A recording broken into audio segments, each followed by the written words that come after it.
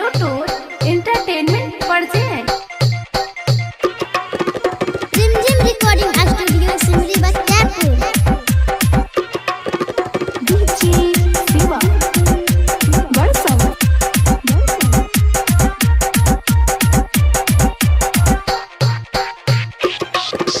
सजी सवरी कहीं कजलिया पिन्हित सूट सलवार वागे पिन्हित सूट सलवार वागे हाँ फेयर लवली होटलाली लगाई के पिन्हित सूट सलवार वागे हमरा संग चल एक बार चल जलवा चढ़ावे तोरा ले जइबो देवघर नगरिया गे चल न एक बार हमरा संग देवघर नगरिया गे।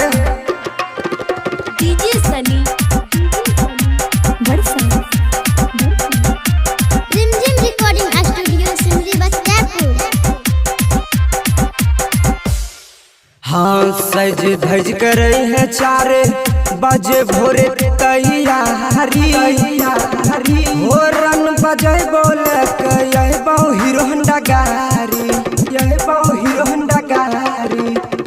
हाँ सज धज कर है 4 बजे भोरे तैयारी होरन बजे बोले यही बहु हीरो होंडा गाड़ी चलन भोले बाबा का हमू चढ़ाई भांग धतुर वागे चलन बाबा के तू चढ़ाई है लोटकी में भर के जलवागे हमारा संग चल एक बार कावर लेके साथे ले जेबो देवघर नगरिया गे चलन छौरी तोरा घुमेबो देवघर नगरिया गे।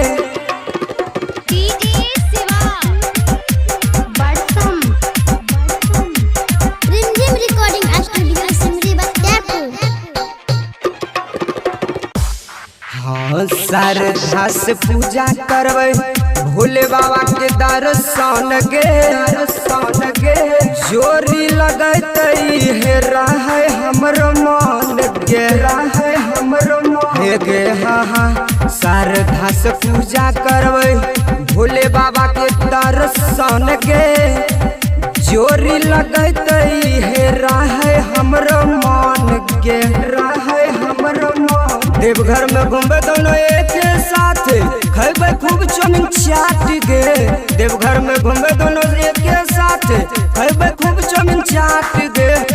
राइटर टेम्पू गायक रोशन राज के संग में चलिए तू गे कावर लेके चले छौरी देवघर नगरिया गे चलन बाबा के जलवा चढ़ेबै देवघर नगरिया गे। रिमझिम रिकॉर्डिंग स्टूडियो सिमरी बख्तियारपुर।